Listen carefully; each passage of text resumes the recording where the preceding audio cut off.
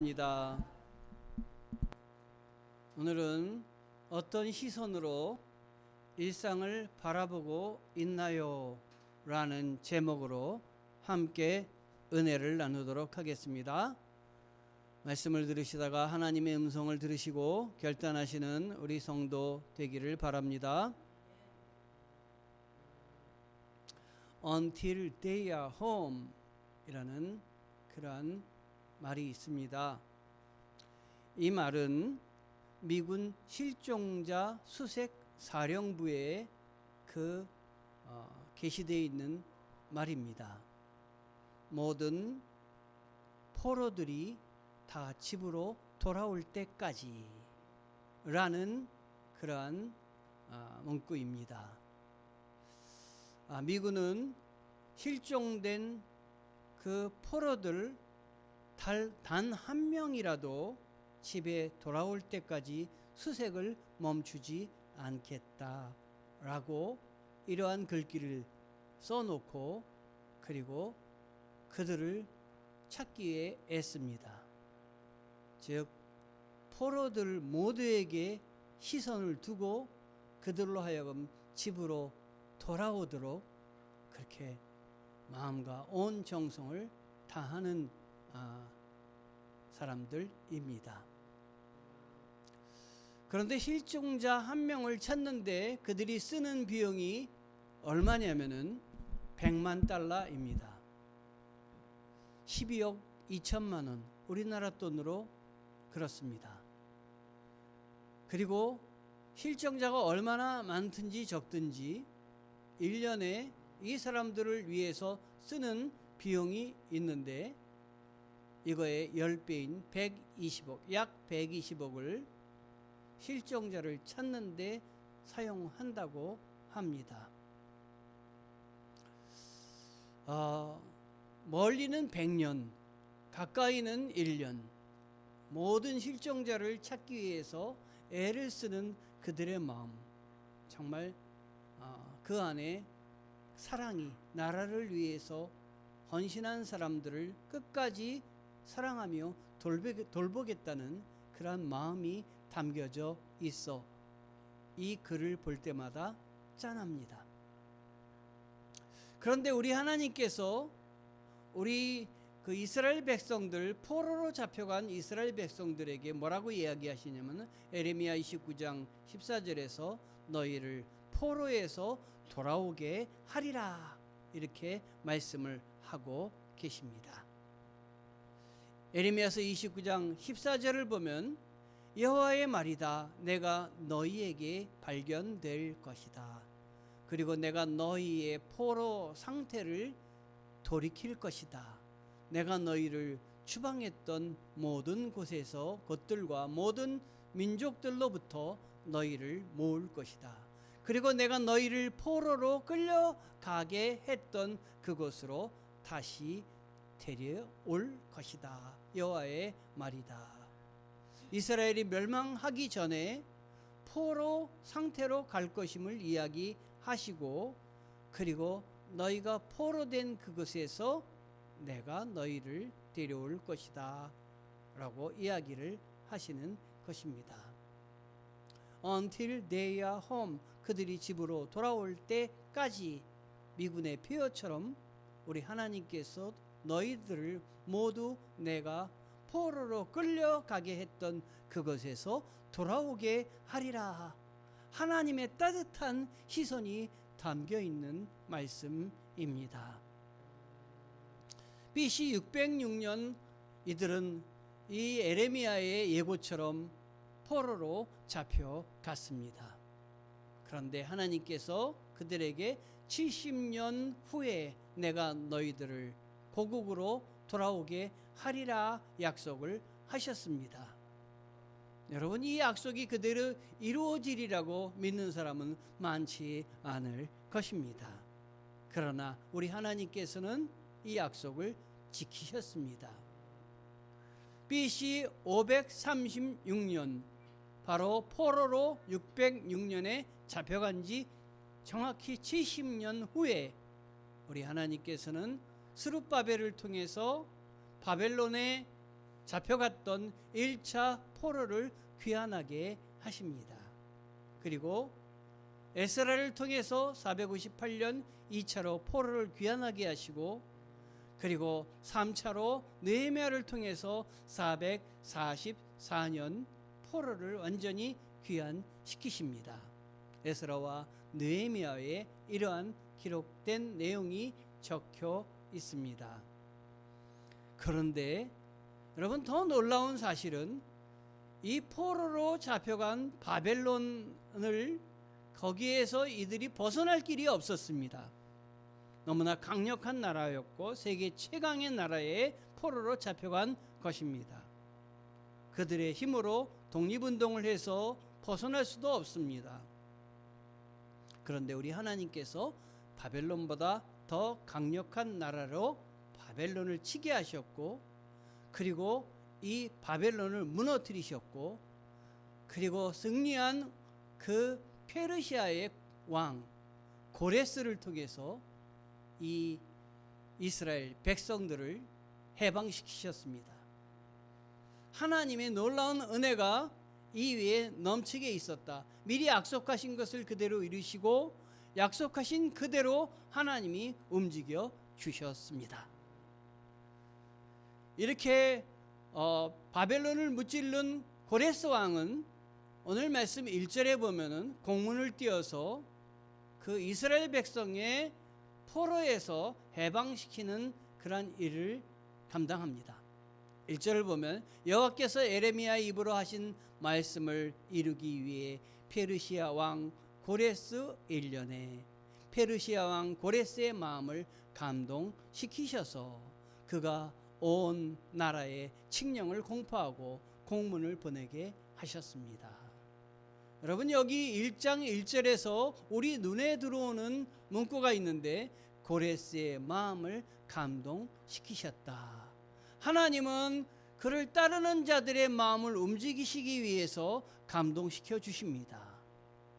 여기 오신 여러분들, 예배드리러 오신 여러분들도 주님의 감동이 있기 때문에 이 자리에 앉아 있는 것입니다. 저도 주님의 감동을 받아서 말씀을 전하고 있습니다.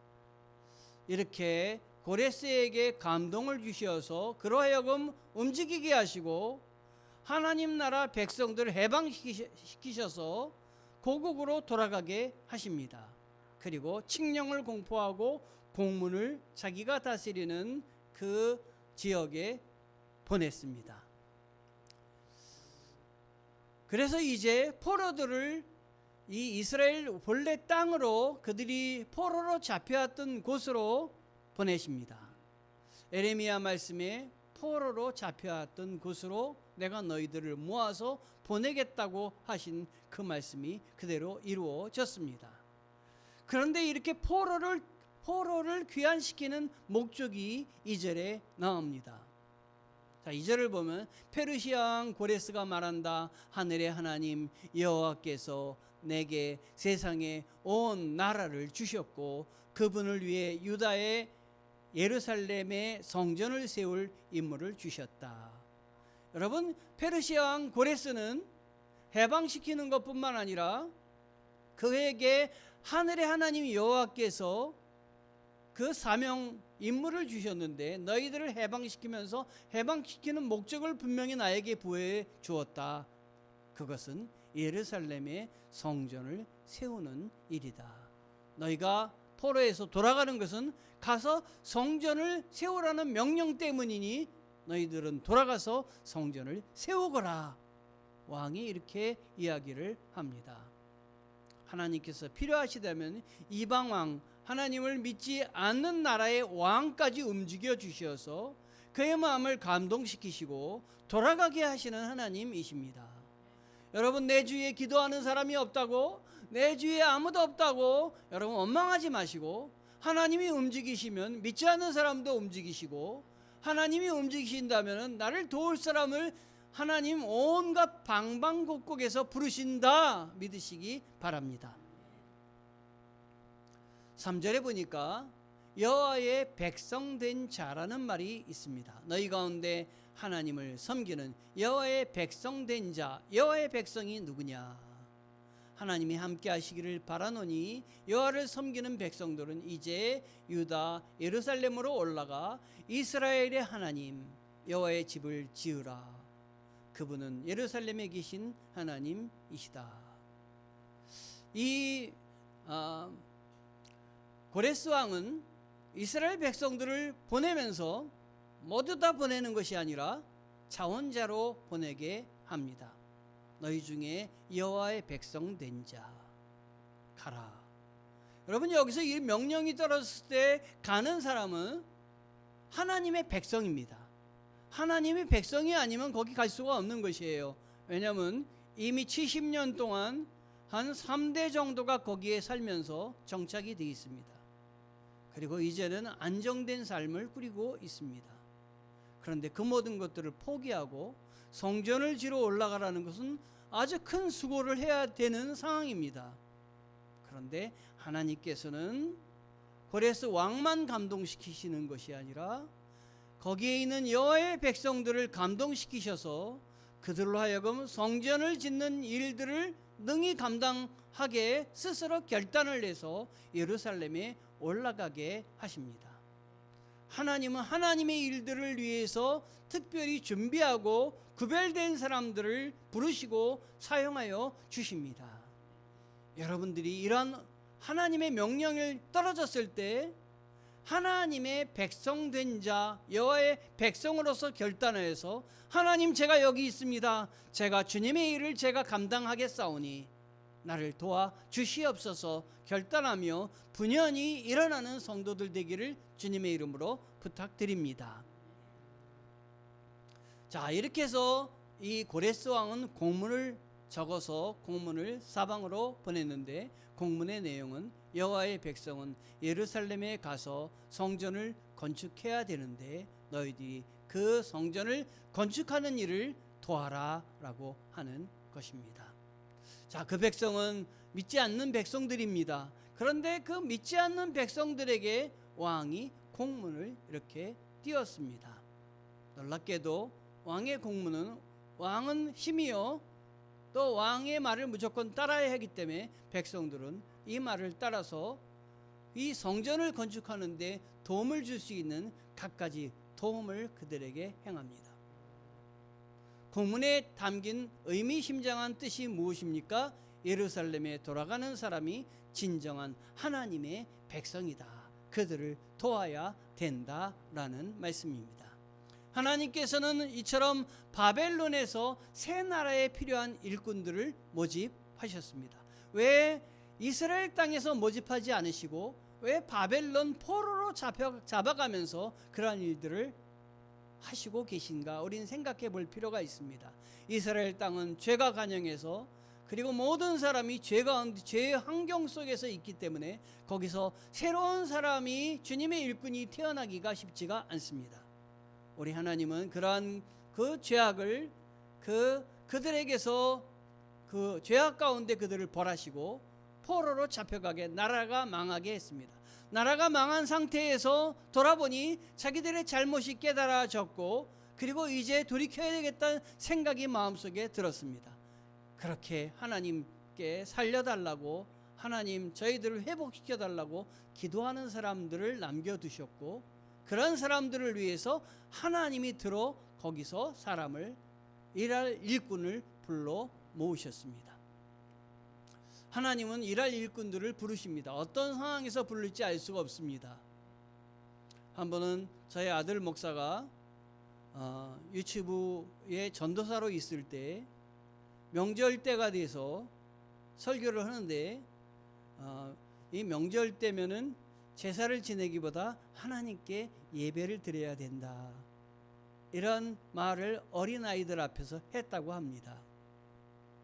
그런데 그 중에 듣고 있던 한 어린이가 집에 가서 제사를 지내는 집의 상황을 보고 갑자기 이거는 옳지 않아요, 그리고 제사상 앞에 가서 제사 지내는 그 시간에 제사상을 엎었다고 합니다. 참 큰일 났습니다. 모두 다 사색이 됐습니다. 할아버지가 손주를 손에 잡고 누가 너에게 그런 말을 했니? 교회로 찾아왔다고 합니다. 선생님들이 목사님, 그땐 전도사였으니까 전도사님, 할아버지가 손주 손을 잡고 왔는데 전도사님이 설교하신 제사 드리면 안 된다는 얘기를 듣고 제사상을 엎었대요. 그래서 이걸 어떻게 하지?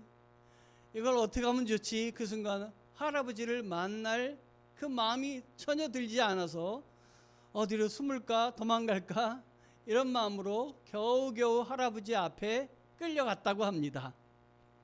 그랬더니 할아버지께서 저희 아들한테 하는 말이, 전도사님 감사합니다. 저에게 깨닫게 해주셔서 감사합니다. 제가 하나님은 믿었지만 제대로 신앙생활하지 못해서 이렇게 제사까지 지냈는데 저 어린 녀석이 이것이 옳지 않다고 제사상을 뒤집는 순간 제가 이게 잘못이구나 하는 걸 깨달았습니다.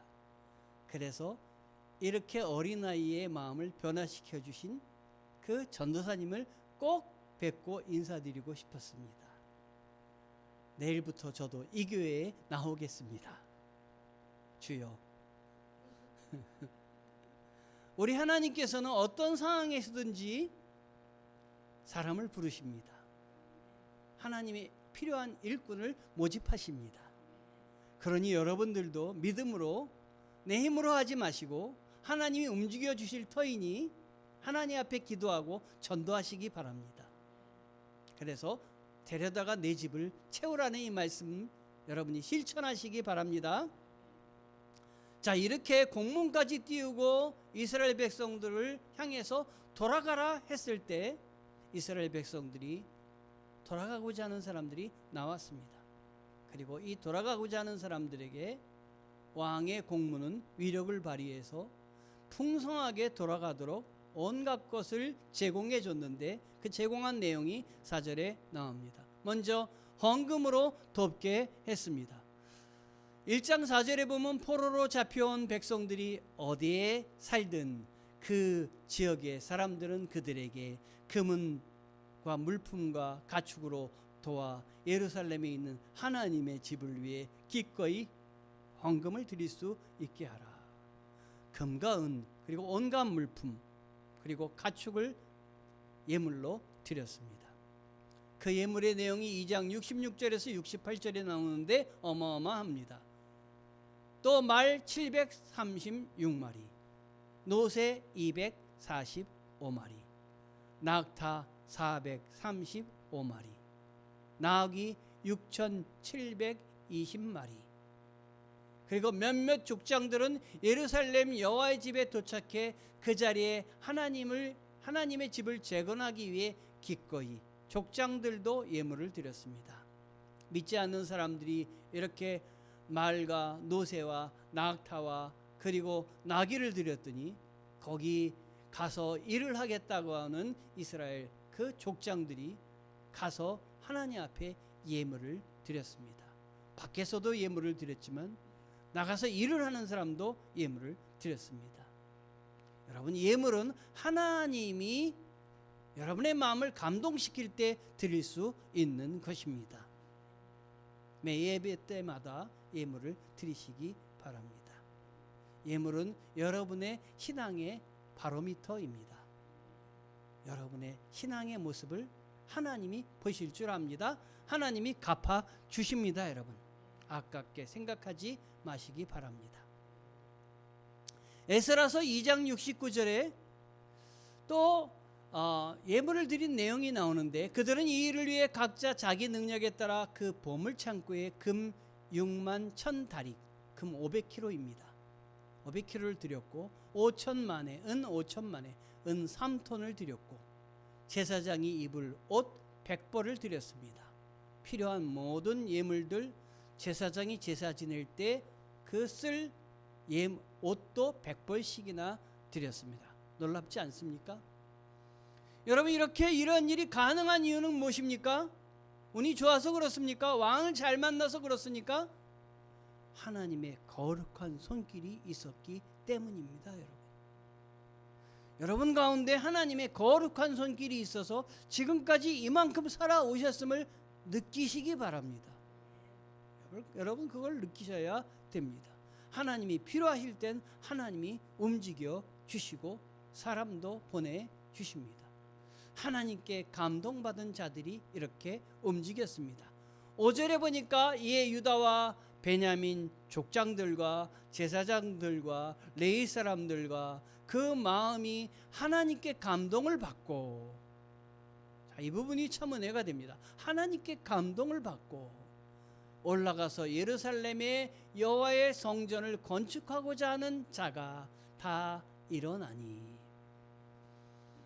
지금 너무 안정된 생활을 하고 있습니다.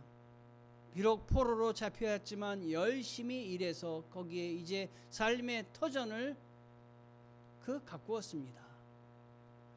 이제 남부럽지 않습니다. 그런데 명령이 떨어졌습니다. 예루살렘으로 올라가라.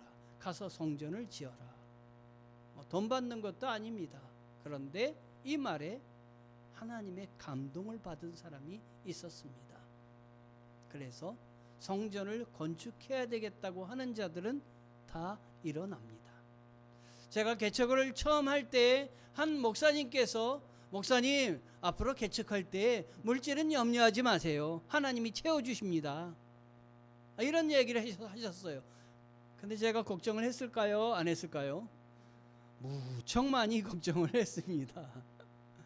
그 목사님이 저를 듣기 좋으라고 하는 말인 줄 그렇게 받아들였어요.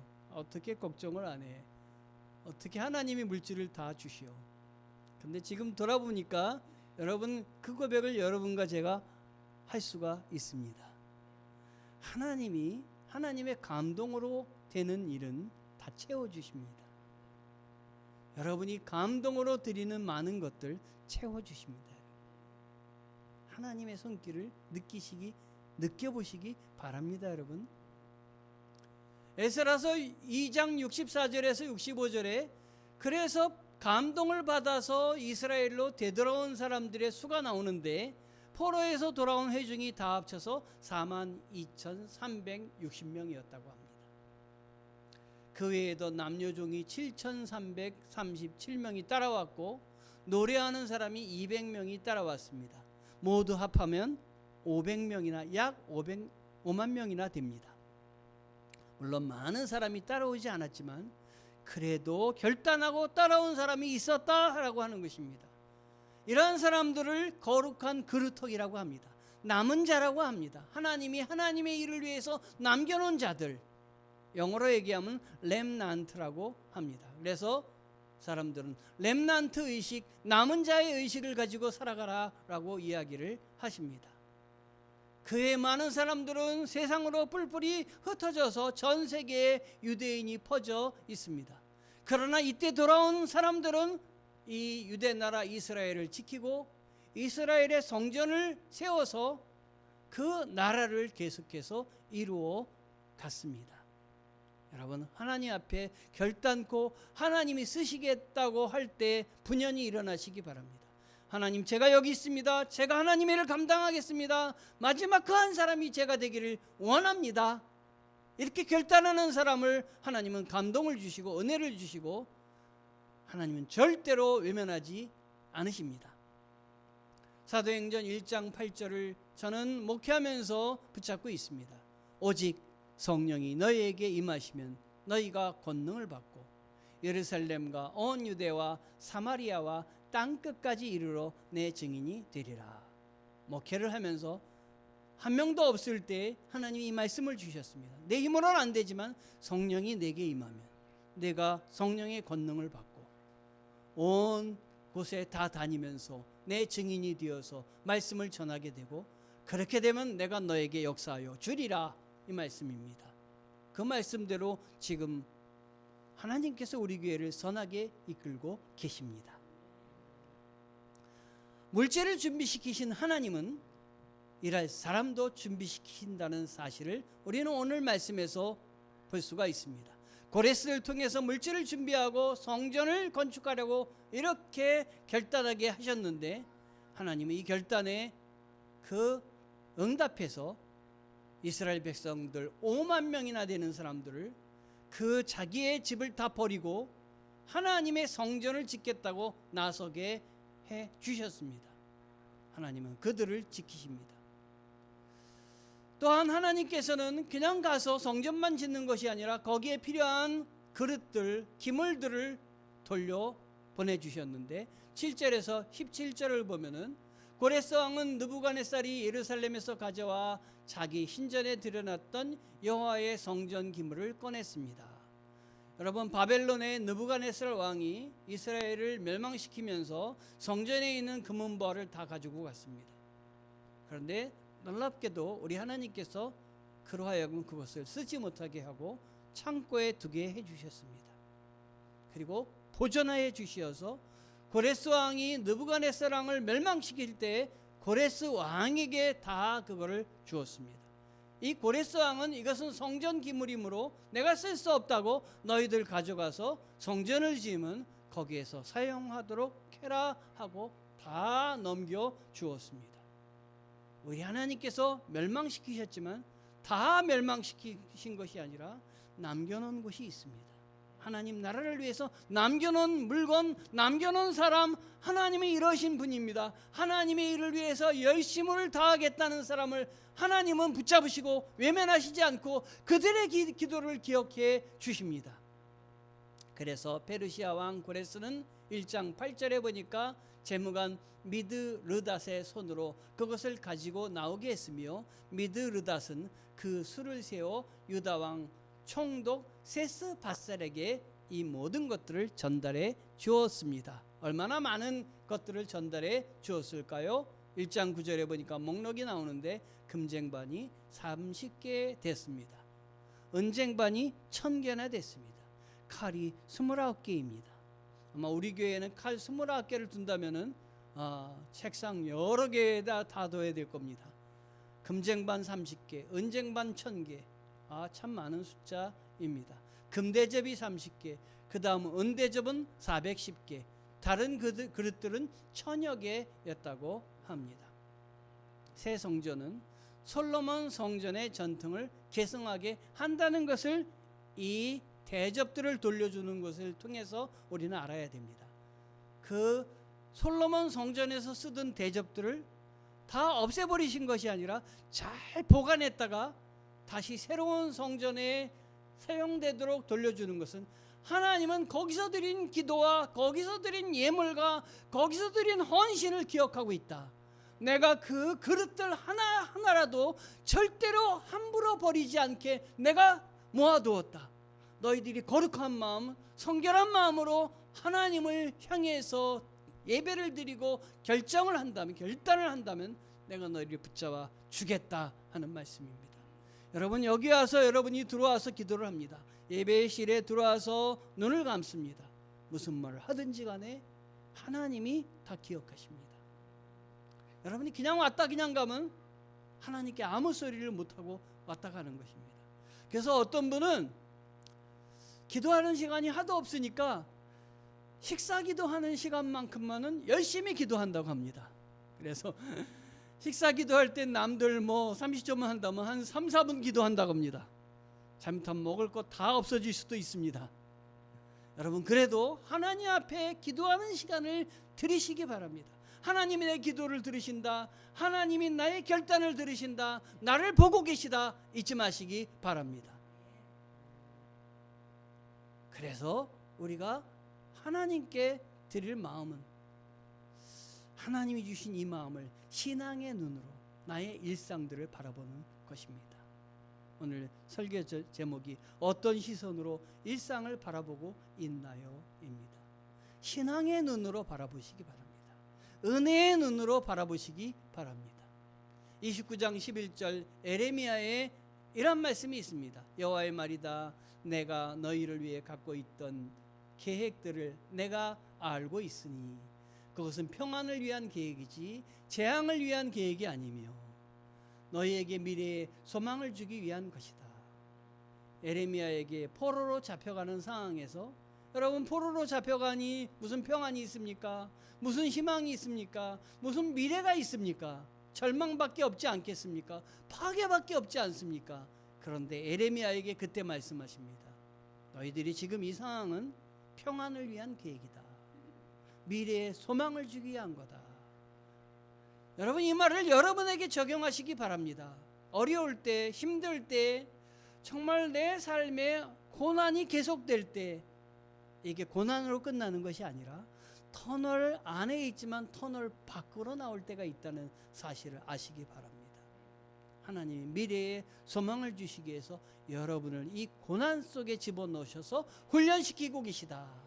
훈련한 뒤에는 광명을 얻게 될 거다 하는 것입니다.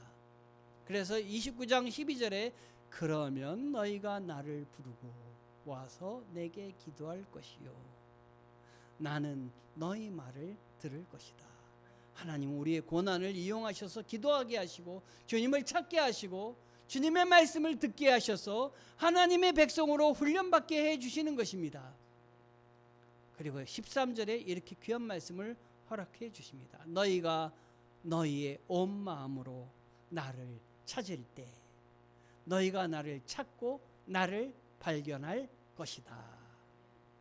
우리가 주님을 발견하게 됩니다. 주님의 은혜를 만나게 됩니다. 14절에 또 다시 말씀하십니다. 여호와의 말이다. 내가 너희에게 발견될 것이다. 그리고 내가 너희의 포로 상태를 돌이킬 것이다. 내가 너희를 추방했던 모든 곳들과 모든 민족들로부터 너희를 모을 것이다. 그리고 내가 너희를 포로로 끌려가게 했던 그곳으로 다시 데려올 것이다. 포로로 가기 전에 이 말씀을 하셨습니다. 놀랍게도 이 말씀이 그대로 되지 않았습니까? 포로로 끌려가게 했던 그곳으로 이스라엘 땅으로 다시 데리고 올 것이다. 너희를 모을 것이다. 포로 상태를 돌이킬 것이다. 믿는 자들을 부르시고 선하게 이끌어 주시는 하나님이십니다. 여러분, 신약 성경에 사가랴라는 제사장이 있었습니다. 세례 요한의 아버지입니다. 그는 대제사장으로 성소에 들어가서 제사를 드리던 사람입니다. 신약과 구약 사이에 오랜 기간에 하나님의 감동이 없었던 침묵의 기간, 신구약 중간기가 있었습니다. 이 중간기를 끝낸 그 시기에 시작하는 때가 사가랴가 응답받던 때입니다. 그가 얼마나 눈물로 기도했겠습니까? 제사장은 그 제사장의 직분이 자녀들에게 계승이 됩니다.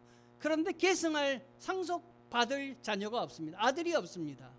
그러니 얼마나 기도했겠습니까? 그런데 나이 들어도 이제 도저히 아이를 가질 수 없는 그때에 무자합니다. 그런데 사가랴가 그 대제사장 제사장의 직분을 감당할 때 천사가 찾아왔습니다. 그리고 내년 이맘때쯤 아들을 낳게 될 거다 그에게 이야기를 했습니다. 이것은 단지 기도의 응답이 아닙니다. 암흑 속에 있는 우리들에게 하나님의 은혜가 찾아와 주시어서 우리를 사랑의 눈으로 바라보시고 우리에게 구원의 길을 열어주시는 단초입니다. 시작입니다. 사가랴는 믿지 못해서 자기가 기도했음에도 불구하고 엄청난 일, 지금 자기에게 다가오는 일을 믿지 못해서 그는 잠깐 웃었습니다. 그랬더니 이 천사가 내가 웃음으로 너는 이 아이가 날 때까지 벙어리가 되리라. 사가랴는 그 순간 벙어리가 됐습니다. 얼마나 놀랐겠습니까? 자기가 믿지 못한 그 순간 벙어리가 되어서 하나님이 역사하시는 놀라운 은혜를 거꾸로 자기 몸을 통해서 깨닫게 되었습니다. 그리고 얼마나 인고의 시간을 10달의 그 시간을 보냈겠습니까? 그리고 얼마나 눈물로 마음으로 애통하며 기도했겠습니까? 그런데 아기가 태어났고 그 아기의 이름을 천사가 가르쳐준 대로 자기 가문에도 없는 요한이란 이름을 그 석판에 썼을 때 그의 입이 풀려서 벙어리의 상태에서 벗어났다고 성경은 말하고 있습니다. 사가랴의 기도를 들어주시는 하나님이십니다. 왜 사가랴의 기도를 들어주십니까? 죄악 가운데 있던 백성, 길이 보이지 않고 은혜가 없이 어디로 나아갈지 모르는 방황하는 백성들에게 우리 하나님께서 마지막에 아들을 보내시기 위해서 그 길을 사가랴를 통해서 닦게 하시는 것입니다. 그래서 사가랴의 그 후손으로 온 세례 요한을 통해서 예수님의 가는 길을 예비하는 사람을 삼으셨던 것입니다. 여러분, 여러분을 통해서 하나님이, 우리 주님이 재림하시는 길을 주님은 닦고 계십니다. 여러분이 그것에 훈련받아서 또 때때로 어려움도 있고 고민도 있고 고난도 있고 하지만 그걸 극복하게 해주셔서 하나님의 백성으로서 하나님이 가라고 할 때 가는 사람으로 쓰여주시기 위해서 여러분들을 지금 훈련시키는 줄 아시기 바랍니다. 일터에서 어려운 일이 있을 때 좌절만 하고 있을 것입니까? 낙심만 하고 있을 것입니까? 기도하십시오. 하나님은 기도하면 응답해 주시는 하나님이십니다. 만나 주시는 하나님이십니다. 발견될 것이다, 오늘 말씀에 이야기하고 있지 않습니까? 너희가 나를 발견할 것이다. 주님을 만나고 붙잡고 발견하고 영광 돌리는 여러분 되셨으면 좋겠습니다.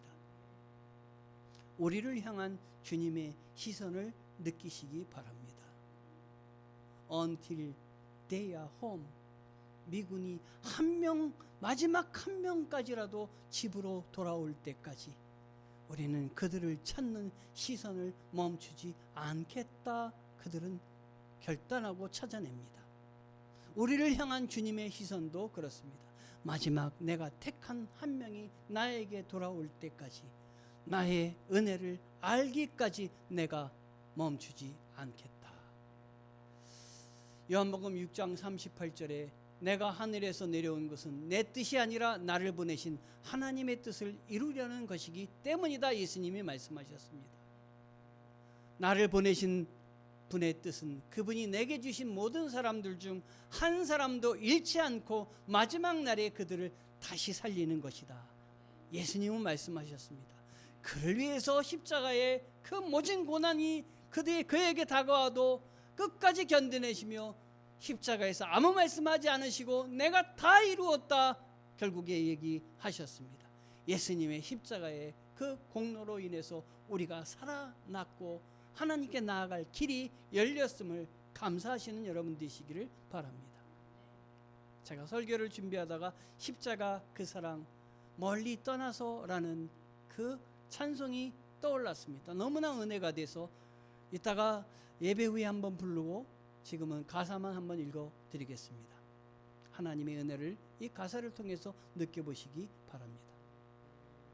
십자가 그 사랑 멀리 떠나서 무너진 나의 삶 속에 잊혀진 주의 은혜, 돌같은 내 마음 어루만지사 다시 일으켜 세우실 주를 사랑합니다. 주 나를 보호하시고 날 붙드시리. 나는 보배롭고 존귀한 주님의 자녀라. 주 너를 보호하시고 널 붙드시리. 너는 보배롭고 존귀한 주의 자녀라. 지나간 일들을 기억하지 않고 이전에 행한 모든 일 생각하지 않으리. 사막의 강물과 길을 내시는 주, 내 안에 새일 행하실 주만 바라보리라. 주 나를 보호하시고 날 붙드시리. 나는 보배롭고 존귀한 주님의 자녀라. 주 너를 보호하시고 널 붙드시리. 너는 보배롭고 존귀한 주의 자녀라. 이제 일상에서 하나님이 일하심을 기대하며 살아가기 위해 우리는 무엇을 해야 할까요? 여러분 결단하시기를 바랍니다. 나는 무엇을 통해서 하나님이 일하심을 기대하며 영광을 돌릴까? 지금도 하나님의 약속은 성취되고 있음을 기억하고 말씀을 기다리며 기도하기로 결단하시길 바랍니다. 기도하겠습니다. 일어나겠습니다. Until they are home. 마지막 한 명이 집으로 돌아올 때까지 세상도 자기 나라 백성을 이렇게 찾으며 한 명을 자기 가족에게 시신이라도 돌려주려고 애를 씁니다. 그런데 우리 하나님께서는 더욱더 그러하십니다. 시편 65편 11절 주께서 그 선하심으로 한 해의 면류관을 씌우시니 주의 길에 기름진 것이 뚝뚝 떨어집니다. 하나님께서 그를 따르고자 하는 여러분들에게 기름진 것이 주의 길을 가는데 뚝뚝 떨어지게 충만케 인도하십니다. 우리는 어떤 시선으로 일상을 바라보고 있습니까? 주님의 시선, 주님의 은혜로 바라보시는 우리 성도 되시기를 주님의 이름으로 축원합니다. 기도하시겠습니다. 하나님의 은혜에 감사합니다. 나는 매일매일 어떤 시선으로 일상을 바라보고 있나요? 절망으로 바라보고 있나요? 원망으로 바라보고 있나요? 은혜로 바라보게 도와주시고 믿음으로 바라보게 하시고 주님 말씀 붙잡고 바라보게 도와주시옵시고 사람들을 향해서 바라보지 않게 하시고 주님을 향해서 바라보게 하나님 함께하여 주옵소서. 하나님, 내가 너무 멀리 온 것이 아닌가요? 주님의 사랑과 은혜를 받기에 너무 멀리 와서 돌아갈 수 없는 것이 아닌가요? 하나님, 그래도 주님이 붙잡으셔서 주님이 돌이켜 주시기에 주님이 다 이루었다고 하시기에 돌아갈 수 있음을 깨닫고 돌아가게 도와주시고 결단하게 하시고 주님 앞에 분연히 일어나는 남은 자가 렘넌트가 되게 도와주옵소서. 예수 그리스도의 이름으로 감사드리며 기도하였습니다. 아멘.